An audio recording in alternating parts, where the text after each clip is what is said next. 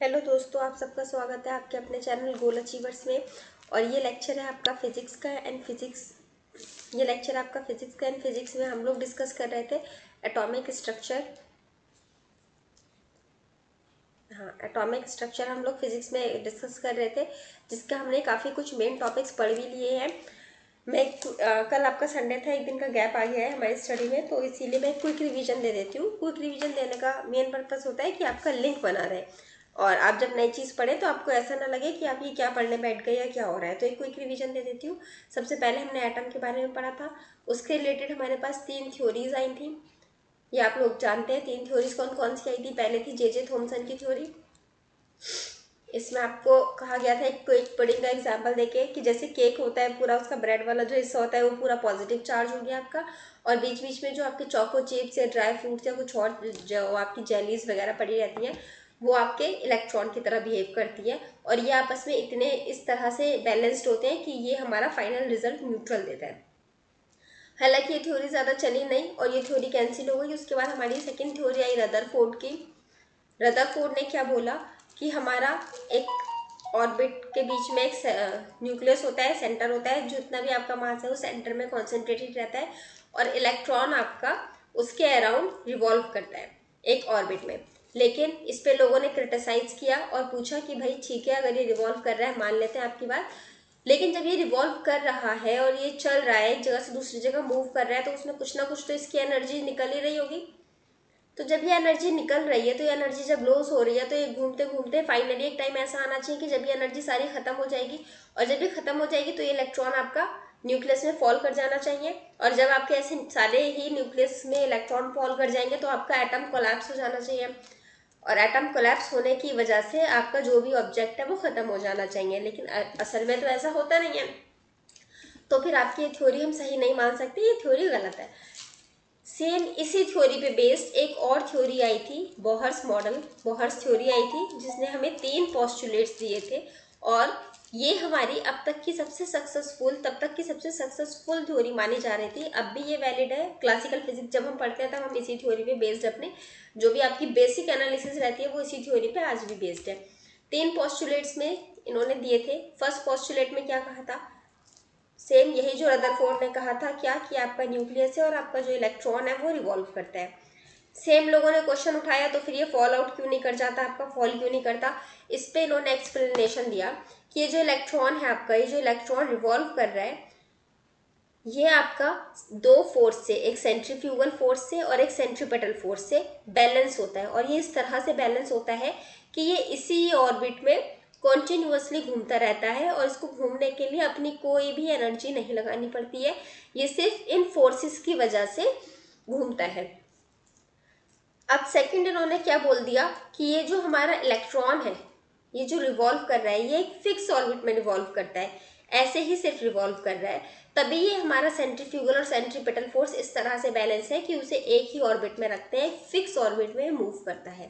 अब third postulate में इन्होंने क्या बोला, अगर ये अपना ऑर्बिट छोड़ता है, एक ऑर्बिट से दूसरे ऑर्बिट में अगर ये जंप करके आता है, तो यहाँ पर इसकी एनर्जी रिलीज होती है। अगर ये अपनी पोजीशन, क्योंकि एक में घूमने के लिए, सेम फिक्स ऑर्बिट में घूमने के लिए, तो सेम फिक्स ऑर्बिट में घूमने के लिए इसको सेंट्रीपेटल और सेंट्रीफ्यूगल फोर्स ने बैलेंस कर रखा है। लेकिन अगर ये अपना ऑर्बिट छोड़ के, अपने इस ऑर्बिट को छोड़ के दूसरे ऑर्बिट में जंप करता है, तो इसकी एनर्जी रिलीज होगी। और ये जो एनर्जी रिलीज होगी, ये एनर्जी जो रिलीज होगी, ये किस फॉर्म में रिलीज होगी, फोटोन के फॉर्म में रिलीज होगी। फोटोन की हमारी एनर्जी क्या होती है, hc/λ या फिर h/ν। तो कितनी एनर्जी रिलीज होगी, टोटल इतनी एनर्जी हमारी रिलीज होगी। और ये आपकी एनर्जी किसके इक्वल होगी, ये जो एनर्जी रिलीज हुई है ये किसके इक्वल होगी, आपकी एनर्जी, ये एनर्जी आपकी रिलीज होगी, ये इक्वल होगी आपकी एनर्जी जो फाइनल ऑर्बिट की है माइनस एनर्जी जो आपकी ओरिजिनल ऑर्बिट की थी। अब ये कितनी एनर्जी थी ये भी आगे बताती हूँ। इन 3 पोस्टुलेट्स के, ये बोहर्स के इन 3 पोस्टुलेट के बेसिस पे 3 फॉर्मूलाज मिले थे हमें। इन 3 थ्योरीज के बेसिस पे, 3 पोस्टुलेट के बेसिस पे हमें 3 फॉर्मूला मिले थे। कौन कौन से थे, एक वेलोसिटी का था, एक रेडियस का था, और आपका एंगुलर मोमेंटम के लिए था। एंड आपके रेडियस के लिए sorry velocity, angular momentum and energy के लिए। इनके बेसिस पे हमने और बहुत से जो फॉर्मूलाज थे वो ड्राइव किए थे, जिसमें सबसे इंपॉर्टेंट मैंने आपसे पहले भी कहा था, दोबारा रिवाइज करवा देती हूँ। सबसे इंपॉर्टेंट था हमारा एनर्जी का, क्या था वो, -13.6 Z square minus N square electron volt. ये हमारा सबसे इंपॉर्टेंट फॉर्मूला है। ठीक है, जब हम बात करते हैं हाइड्रोजन एटम की, तो हाइड्रोजन एटम में जेड क्या होता है, 1 के इक्वल होता है। तो आपकी एनर्जी कितनी आ जाएगी, -13.6, जेड की जगह 1 आ जाएगा upon N square electron volt. N क्या हो गया आपका, नंबर ऑफ ऑर्बिट, आपका फर्स्ट ऑर्बिट में है या सेकंड ऑर्बिट में है या थर्ड ऑर्बिट में है, किस ऑर्बिट में है, इसके बेसिस पे आपकी एनर्जी पता चल जाएगी आपको। एंड आपका जो मैंने वो एक फॉर्मूला बताया था इससे पहले बेसिक वाला, कि हमारी कितनी एनर्जी लॉस होती है, कितनी एनर्जी लॉस होती है, मैंने बताया था आपको, energy in the final orbit minus energy in the original orbit. ठीक है, अब सपोज ये आपका एक ऑर्बिट था, एक ऑर्बिट ये हो गया, ये बीच में सेंटर में न्यूक्लियस हो गया, एक इलेक्ट्रॉन ये है आपका, और ये एक ऑर्बिट यहाँ पर है आपका। अब सपोज ये इलेक्ट्रॉन आपका यहाँ मूव करके यहाँ चला जाता है, तो आपकी क्या होगी, फाइनल की एनर्जी, जो आपकी सेकंड ऑर्बिट की एनर्जी होगी, सेकंड ऑर्बिट की एनर्जी क्या होगी, अगर हम बात करते हैं हाइड्रोजन एटम की, तो हाइड्रोजन एटम की बात कर रहे हैं तो क्या होगी, -13.6 अपॉन में एन स्क्वायर था, एन की जगह हम क्या लिख सकते हैं, हमारा सेकंड ऑर्बिट है तो हम 2 लिख सकते हैं, 2 का स्क्वायर लिख सकते हैं। क्या था एनर्जी का फॉर्मूला, लिख देती हूँ मैं यहाँ, -13.6 upon N square electron volt था। फाइनल के लिए हमने ये लिख दिया, माइनस ओरिजिनल में हमारी कितनी थी, -13.6 अपॉन में एन कितना है, यहाँ 1 है, 1 का स्क्वायर, सॉल्व करेंगे कितना आ गया, -13.6 अपॉन 4 -13.6, ये माइनस माइनस प्लस बन जाएगा। इसको आगे सॉल्व करके आप अपना आंसर निकाल सकते हैं। इसके बाद हमने क्या डिस्कस किया था, हमने डिस्कस किया था frequency and wavelength of the electron emitted, जिसमें मैंने आपको बताया था रेडबर्ग कांस्टेंट के बारे में। जिसमें मैंने आपको रेडबर्ग कांस्टेंट के बारे में बताया था, और उसके बेसिस पे मैंने आपको 1-2 क्वेश्चंस करवाए भी थे और होमवर्क भी दिए थे।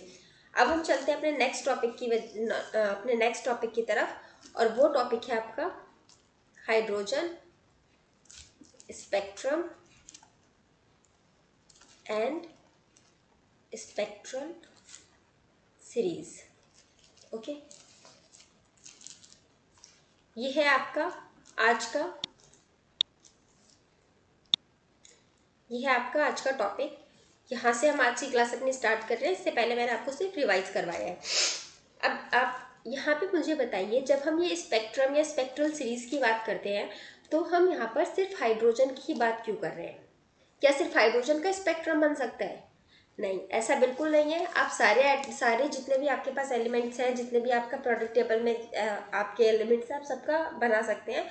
हाइड्रोजन की हम बात इसलिए करते हैं क्योंकि हाइड्रोजन का बनाना इजी है, क्योंकि इसका एटॉमिक नंबर होता है 1 एंड इसका एटॉमिक मास भी होता है 1। तो ये एक सिंपल एटम है, हालांकि सिंपल नहीं है, इसकी प्रॉपर्टीज तो बहुत वेरी करती है, इसकी पोजीशन नहीं डिसाइड हो पा रही है इसकी प्रॉपर्टीज की वजह से, बट स्टिल अभी तक जितने भी हम एटम्स को जानते हैं सबसे ज़्यादा सिंपल हम इसे ही कह सकते हैं, सिंपल यही होता है।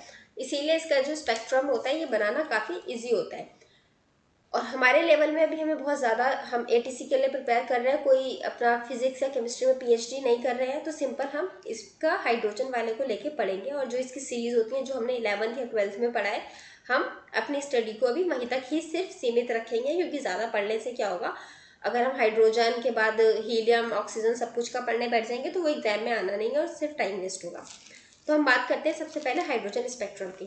तो स्पेक्ट्रम क्या होता है, स्पेक्ट्रम होता है जब आप किसी भी चीज़ को एक पर्टिकुलर वे में प्लॉट कर देते हो, एक पर्टिकुलर तरीके से, ये पता नहीं है क्या होता है,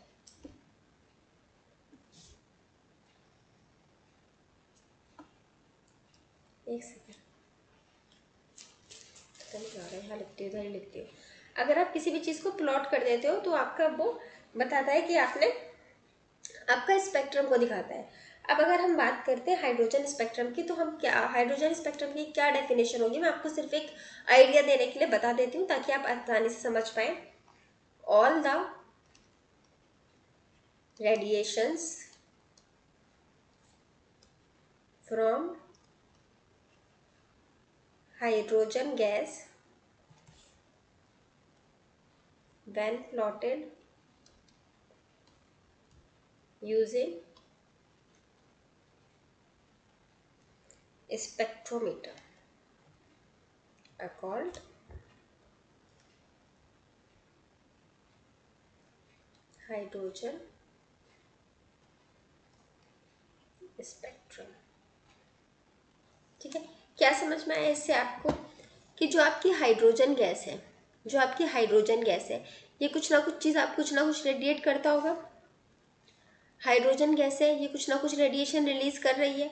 ये जितने भी रेडिएशन को रिलीज कर रही है, एक डिवाइस होता है स्पेक्ट्रोमीटर। ठीक है, ये डिवाइस का काम क्या होता है कि आपकी रेडिएशंस को, जो रेडिएशन आपकी रिलीज हो रही है, उनको प्लॉट करता है। तो आपकी हाइड्रोजन गैस की जितनी भी रेडिएशंस निकल रही हैं, इन सबको स्पेक्ट्रोमीटर एक पेपर पे या एक डिवाइस पे, अपने जो भी उसका आउटपुट डिवाइस होगा उस पर ये प्लॉट कर देता है एक वे में। तो उसको ये क्या कहते हैं, ये क्या हो रहा है पता नहीं, देखना पड़ेगा ये क्या हो गया इसमें, कुछ इसकी सेटिंग में चेंज हुआ होगा, मैं इसको देखती हूँ अभी थोड़ा इस क्लास के बाद। तो ये जो आपको ये जो प्लॉट करते हैं, तो इसको आप क्या कहते हैं, spectrometer, spectrum, sorry, spectrometer is the device जो आपका प्लॉट करता है। और क्या प्लॉट करता है, स्पेक्ट्रम। अब ये जो है टॉपिक बहुत ज़्यादा, इसमें से डेप्थ में से कुछ नहीं आता है, ऊपर ऊपर से आता है। क्या आता है मैं आपको पढ़ा देती हूँ। इसके लिए ना हमें सबसे पहले जो हमारा स्पेक्ट्रम है ना वो पता होने चाहिए। हाइड्रोजन स्पेक्ट्रम जो है, हाइड्रोजन स्पेक्ट्रम। अब हाइड्रोजन स्पेक्ट्रम को आप कैसे पता चलेगा, देखिए मैं इसके लिए फिगर लाई हूँ, ये रहा।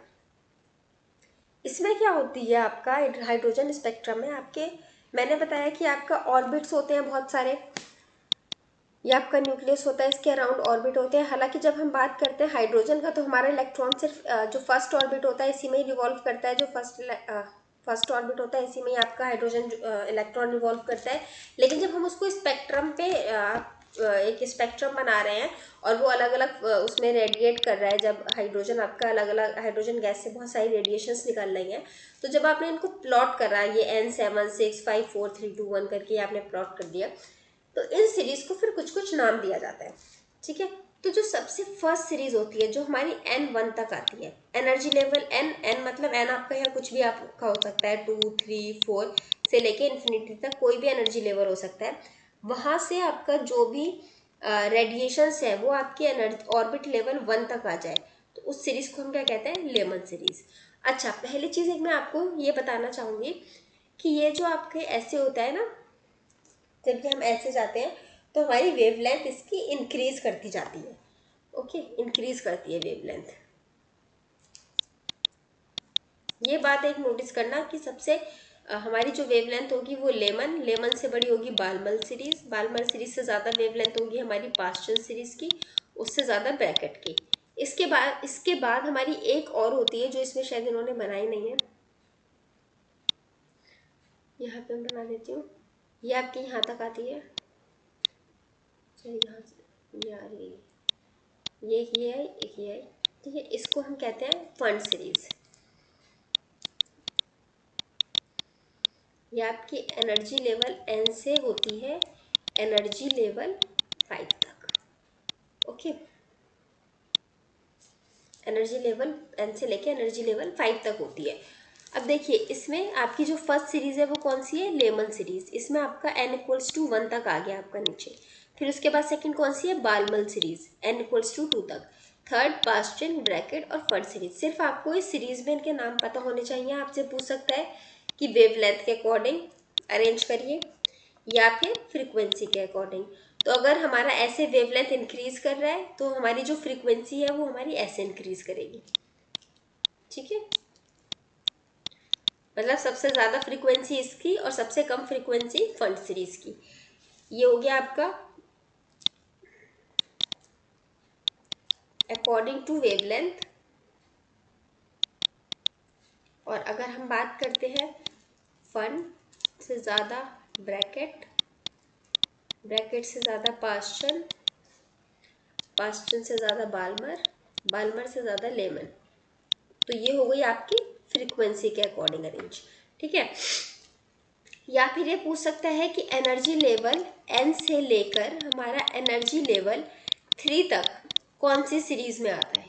तो कौन सी सीरीज में आता है ये देखिए, एनर्जी लेवल 3 तक हमारा किस में आ रहा है, पास्टन में आ रहा है। n से लेके एनर्जी लेवल 3 तक, इससे नीचे नहीं जाता। तो किस में जाता है, ये पास्टन में जाता है। 2 तक किस में आता है, बाल्मर में जाता है। तो आपको सिर्फ ऐसे याद करना है, लेमन, बाल्मर, पास्टन, ब्रैकेट या फंड सीरीज। कुछ इसका बना के देखते हैं, Lyman, Balmer, Paschen, Brackett, Pfund series. लाबा पाब्रा पा को कुछ बन नहीं रहा है, अगर कुछ बनेगा तो कुछ इसका बनेगा निमोनिक्स तो मैं आपको बता दूंगी, फिलहाल के लिए इतना याद रखिए। अच्छा, अब इसके बाद इसमें एक चीज़ और जो आपका पूछा जाता है वो ये कि आपकी कौन सी सीरीज किस में आपकी लाई करती है, कौन से रीजन में लाई करती है।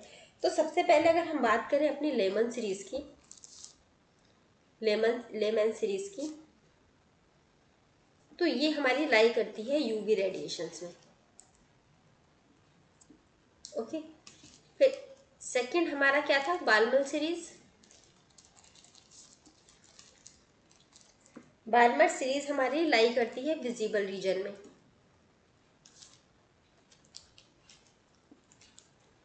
विजिबल रीजन में। थर्ड आता है हमारा पास्टन सीरीज।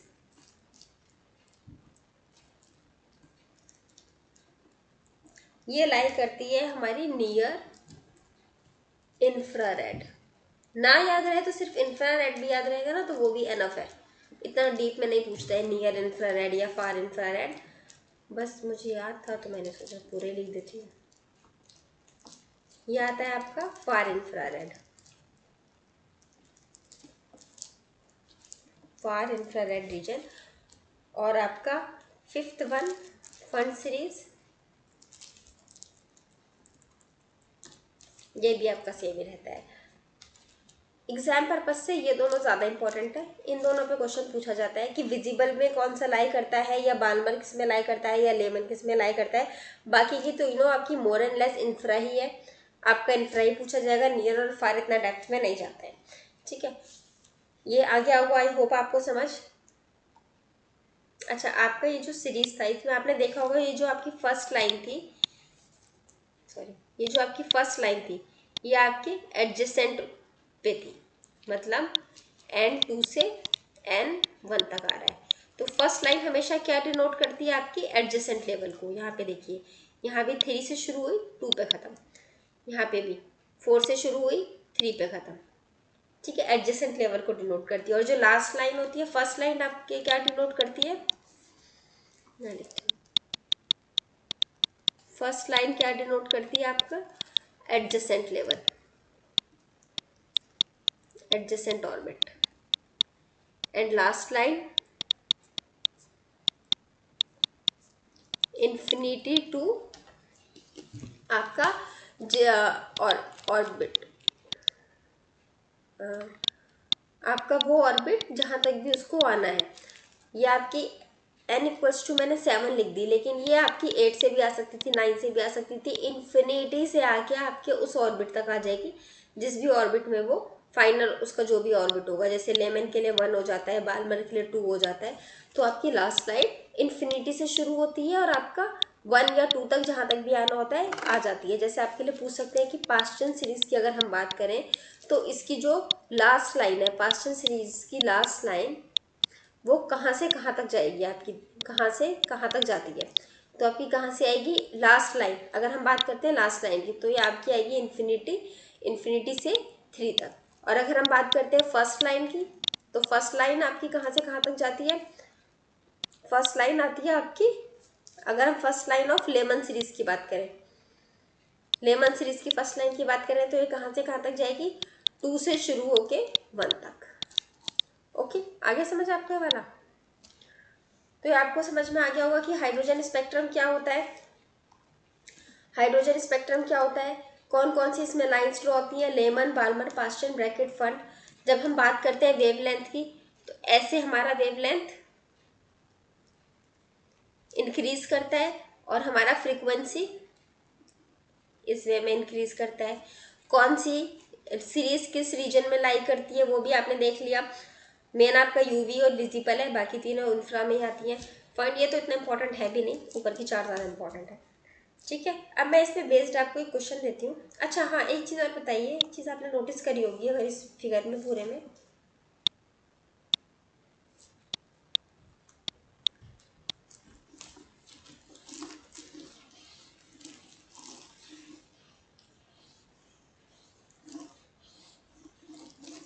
थोड़ा सा रब कर लेती हूँ, थोड़ा साफ सुथरा हो जाएगा, समझाने में इजी रहेगा।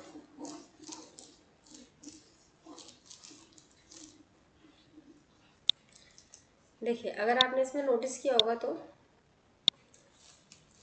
आप लोगों ने देखा होगा कि इसमें हमारा, जब हम बात करते हैं ऑर्बिट की, तो जो हमारा N2 ऑर्बिट से N1 की में जब आ रही है हमारी, एक सेकेंड, ये अभी इरेज ही हो रहा है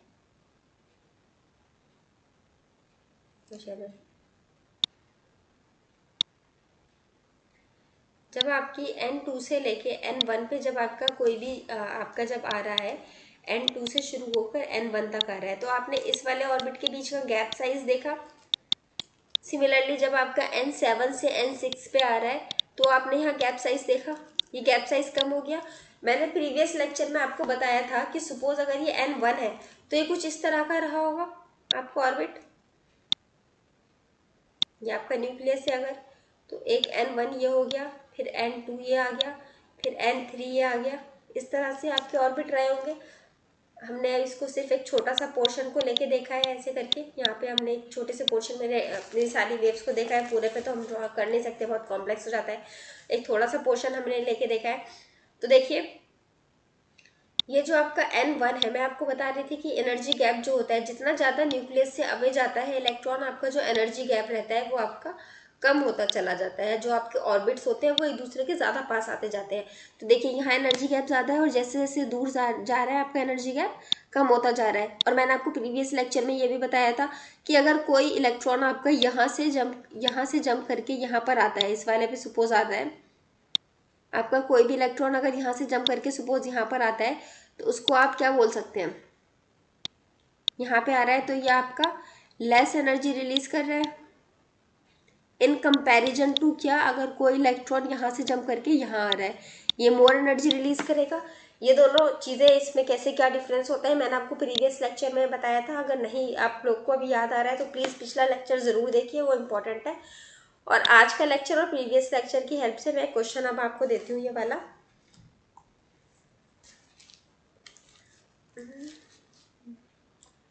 क्वेश्चन है विच ट्रांजिशन,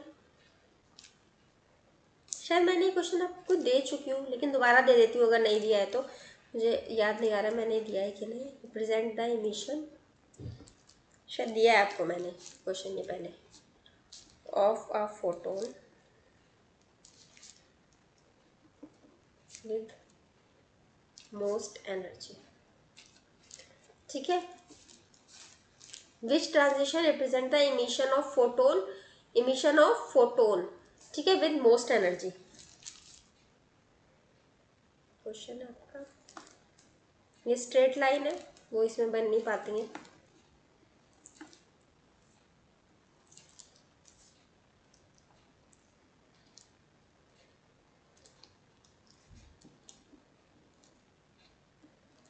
मुझे लग रहा है शायद मैंने दे दिया आपको ये क्वेश्चन पहले।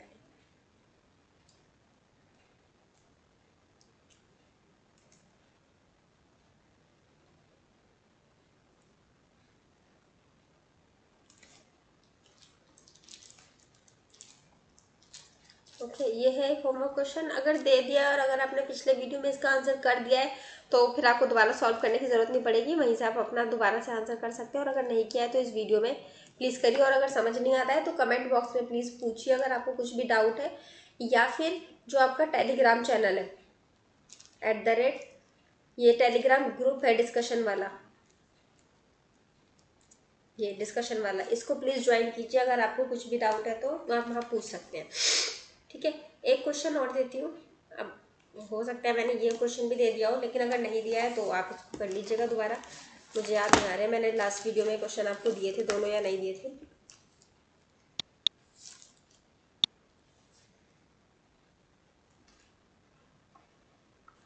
क्या क्वेश्चन है आपका? In the nth orbit the energy of an electron is energy -13.6 by N square electron volt. अच्छा, ये अगर मैंने Z नहीं लिखा है ना यहाँ, तो समझ जाइए कि ये हाइड्रोजन एटम की बात हो रही है। उसमें Z1 आता है तो वो कंज्यूम हो जाता है, ठीक है। फॉर लिख देती हूँ इस क्वेश्चन में तो मैं, लेकिन अगर आपको कभी मिले कि नहीं दे रखा है Z तो कंफ्यूज मत हो ना, वहाँ वो हाइड्रोजन एटम की बात हो रही होती है। द एनर्जी, वैसे भी आपके लेवल पे ज़्यादातर जो क्वेश्चन आएंगे वो हाइड्रोजन एटम के बेस्ड रहेंगे। The energy required to take the electron from first orbit to second orbit। Easy है, फर्स्ट ऑर्बिट सेकेंड ऑर्बिट बहुत इजीली कैलकुलेट कर लेंगे।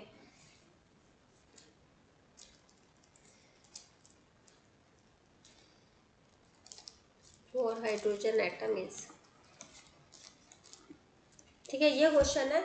ये दो आपके होमवर्क क्वेश्चन है, इन दोनों को आपको करके देना है। और इसके बाद जब हमारा ये टॉपिक कंप्लीट हो गया है, मैं भी इसका कोई टेस्ट तो नहीं लूंगी अभी आपका, लेकिन हाँ इससे रिलेटेड मैं आपके कुछ क्वेश्चंस आपके अपलोड कर दूंगी, या तो टेलीग्राम चैनल पे, वही ज़्यादा यूजफुल रहेगा। वैसे तो टेलीग्राम चैनल पे आपको क्वेश्चंस अपलोड करना, और इनकेस टेलीग्राम पे तो मैं करूँगी ही करूँगी, ये तो 100% है। हो सकता है शायद एक यूट्यूब वीडियो भी बना के, यूट्यूब वीडियो पे आप लोग मुझे बताइएगा कमेंट बॉक्स में, या फिर टेलीग्राम का जो डिस्कशन ग्रुप है उस पर, कि क्या ज़्यादा बेनिफिशियल है। क्योंकि अब मुझे पता है हर एक बच्चा टेलीग्राम यूज़ नहीं करता है, तो अगर आप लोग टेलीग्राम यूज़ नहीं करते हैं तो आप मुझे बताइए, इसका जो कुछ क्वेश्चन इससे रिलेटेड, चैप्टर से रिलेटेड मैं आपकी यूट्यूब वीडियो बना के उन क्वेश्चंस को अपलोड कर दूंगी। 5 मिनट की वीडियो रहेगी, सिर्फ आपके क्वेश्चन होंगे, आप सिर्फ पॉज करिए, क्वेश्चन देखिए, सॉल्व करिए, ठीक है। तो जो भी आपको यूजफुल लगे आप मुझे बता दीजिएगा। यूट्यूब वीडियो तभी बनाऊंगी अगर आप लोग कमेंट बॉक्स में कहेंगे, तो अदरवाइज तो मैं सिर्फ टेलीग्राम पे अपलोड कर दूंगी। ओके, तो ये चैप्टर एटॉमिक स्ट्रक्चर का जो पार्ट 1 था ये आपका आज एंड होता है। ये बस यहीं तक था मॉडर्न फिजिक्स का हमारा। मॉडर्न फिजिक्स की जब हम बात कर रहे थे, जो हमारा एक बहुत इंपॉर्टेंट टॉपिक था, इसमें से हमारा जो फर्स्ट पार्ट था एटॉमिक स्ट्रक्चर, जो आपका बेस बनाने के लिए इम्पोर्टेंट था, ये हमारा आज कंप्लीट हो गया है। अब हम चलेंगे नेक्स्ट टॉपिक पे। नेक्स्ट टॉपिक क्या है हमारा? फोटो इलेक्ट्रिक इफेक्ट, ठीक है। ये न्यू टॉपिक न्यू डे पे स्टार्ट कराऊंगी, मैं कल स्टार्ट कराऊंगी। पहले जो मैंने आज क्वेश्चंस आपको इस वीडियो में दिए आप उसके आंसर करिए। मैं आपके टेलीग्राम ग्रुप पे कुछ क्वेश्चंस अपलोड करूंगी, आप उनको सॉल्व करिए, और उसके बाद हम फिर अपने next chapter photo electric effect पे चलेंगे। आज की वीडियो चाहे आधे घंटे की है चाहे 20 मिनट की है, सिर्फ इतनी ही रहेगी, ताकि आपका एक बार ये चैप्टर पूरा कंप्लीट हुआ है, आप पूरे को रिकॉल करें और समझ पाएँ। और मैं इस चैप्टर के related notes and everything Telegram group पे अपलोड कर देती हूँ। और जो हमारा फोटो इलेक्ट्रिक इफेक्ट है, इसके लिए हम कल से स्टार्ट करेंगे इसकी। आज का मैं वीडियो सिर्फ इतना ही रहने देती हूँ और यहीं एंड करती हूँ। अगर आपको ये वीडियो यूजफुल लगी, इन्फॉर्मेटिव लगी, तो प्लीज़ इसे लाइक कीजिए, वीडियो को, इस वीडियो को शेयर कीजिए, एंड मेरे चैनल को प्लीज़ सब्सक्राइब करिए। और अगर आपको समझ में आता है तो प्लीज़ कमेंट बॉक्स में बताइए। और अगर कोई भी डाउट है, कोई भी डाउट, तो या तो आप कमेंट करिए उसको, या फिर टेलीग्राम जो ग्रुप है उसका मैं डिस्क्रिप्शन लिंक दे दूंगी नीचे, डिस्क्रिप्शन बॉक्स में मैं उसको लिंक दे दूंगी। आप टेलीग्राम को ज्वाइन करके वहाँ पे अपने डाउट्स पूछ सकते हैं। वैसे बेहतर होगा अगर जो टॉपिक रिलेटेड डाउट है वो आप वीडियो के नीचे कमेंट में ही पूछिए, क्योंकि वो रिलेट करना ईजी हो जाता है। और अगर कुछ ऐसा डाउट है कि आपको कॉपी पेन की ज़रूरत पड़ रही है और आपको फोटो खींच के उसको अपलोड करना पड़ेगा, तो टेलीग्राम ग्रुप पर कर दीजिए। हो सकता है थोड़ा देर से रिप्लाई करूँ, लेकिन रिप्लाई ज़रूर करूँगी। और एक चीज़ मुझे ये बोलनी थी कि आप लोग के ना सॉल्यूशंस, आपके क्वेश्चंस के जो आंसर्स होते हैं ना, वो आप लोग नहीं अपलोड कर रहे हो। सिर्फ एक लड़की है, मैं उसका नाम ज़रूर लूँगी यहाँ, क्योंकि उसने मेहनत करी है। आस्था नाम है उनका, शायद आस्था नाम है, पूरा नाम याद नहीं है, फर्स्ट नेम याद है मुझे, आस्था। तो इन्होंने अपने जो है क्वेश्चंस उसके सॉल्यूशंस अपलोड किए हैं इन्होंने, शायद इन्होंने अभी देखना स्टार्ट किया होगा। तो फर्स्ट वीडियो का इन्होंने जितने जो मैंने होमवर्क में क्वेश्चन दिए थे उसके इन्होंने आंसरिंग करी है कमेंट बॉक्स में। अगर आप लोग भी करेंगे तो मैं आपका नाम भी लूँगी। फिलहाल सिर्फ आस्था ने किया है, वेरी गुड आस्था। तो इस वीडियो को मैं यहीं एंड करती हूँ। Thank you so much for watching.